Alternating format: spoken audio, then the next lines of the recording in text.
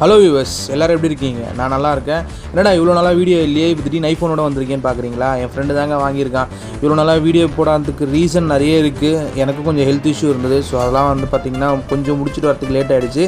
So இனிமேல் ரெகுலராக video வரும். ஸோ கீப் வாட்சிங். பழையபடியே எனக்கு அந்த சப்போர்ட்டு கொடுங்கன்னு தான் கேட்குறேன். ஸோ வாங்க ஃபஸ்ட்டு வீடியோக்குள்ளே போவோம். iPhone 14 இந்த ஃபோன் தாங்க என் ஃப்ரெண்டு வாங்கியிருக்கான். நான் அப்பயே சொன்னேன், டே iPhone 13 வாங்கிக்கடா, 14 ஏன்டா வாங்குற, 13 உனக்கு பெட்டராக இருக்கும்டா அப்படின்னு. 13க்கும் 14க்கும் பெரிய வித்தியாசம் இல்லைடான்னு. சரி ஓகே, இல்லைடா லேட்டஸ்ட் ஜென் வாங்கிக்கிறேன்னு சொல்லிட்டு அவன் என்ன பண்ணுறான், லேட்டஸ்ட் ஜென்ரேஷனே வாங்கிட்டான்.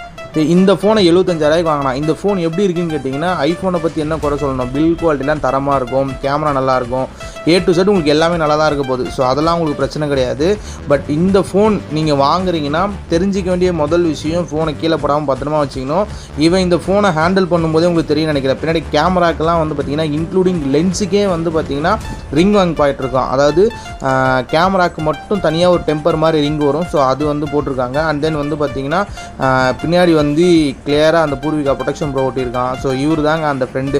இவர் வந்து பார்த்திங்கன்னா இந்த ஃபோனை வாங்கிறதுக்கு 1000 ரீசன் இருக்கலாம். பட் ஆனால் வாங்கிறது பிரச்சனை இல்லை, வாங்கினா பத்திரமா வச்சுக்கணும். அதுதான் நான் சொல்ல வரேன். இவர் கேஷ் அண்ட் கேரி பண்ணார். பட் நிறைய பேர் இஎம்ஐயில் வாங்குறீங்க. இஎம்ஐயில் வாங்குறவங்களுக்கு இந்த வீடியோ வந்து ஒரு இதுவாக இருக்கும்னு நினைக்கிறேன். ஏன்னா இஎம்ஐயில் வாங்கும்போது ஃபோனை தயவு செய்து கவர் போட்டு யூஸ் பண்ணுங்கள்.